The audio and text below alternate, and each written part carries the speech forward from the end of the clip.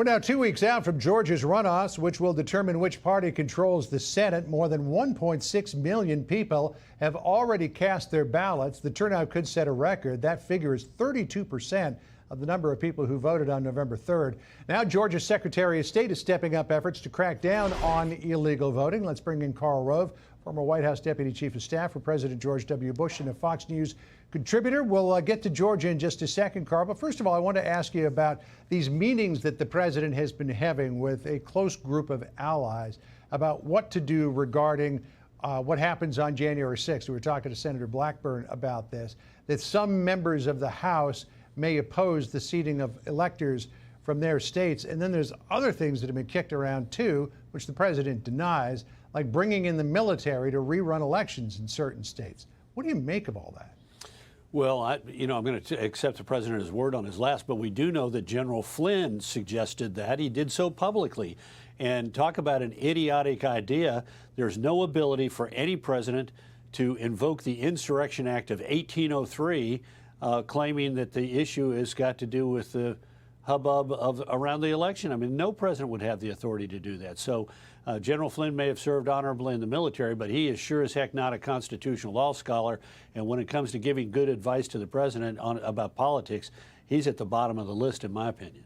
And one of the people who's whispering in the president's ear is General Flynn's attorney, Sidney Powell, who suggests that after a meeting on Friday night, she's been banned from the White House. In a statement to Fox News saying, "I've been blocked by White House counsel and others from seeing or speaking to the president since I raised the public formal findings and even more evidence of foreign interference from Iran and China." I'm told that she still has the ability to call the president. She's not on any kind of do not admit list at the White House. But I do know that there are many people in senior positions at the White House who would prefer that Ms. Powell and others stay away from the president. Ms. Powell has peddled theories that have little basis in fact. The idea that Hugo Chavez from the grave was somehow involved in stealing this year's election, and I mean, she was poured out in a courtroom recently where all of her expert witnesses, which, one of them was so highly prized that he had to have a code name and couldn't be revealed, and she sold him as a highly expert military intelligence analyst, turned out to be a mid-level computer programmer from Dallas who couldn't even pass the entrance exams for the 305th Intelligence Brigade in intelligence school. He couldn't even pass the exams, and he was her high-level advocate. She had another expert who couldn't tell the difference between election precincts and townships in Minnesota and Michigan, and claimed that 151% turnout in Wayne County, Michigan, when any idiot with access to Google and the county election returns could have seen that the turnout was 51%, not 151. I mean, what she has done to sort of, to throw mud on the president through her antics is unbelievable. The president has been so ill-served by this crowd, and she's chief among them.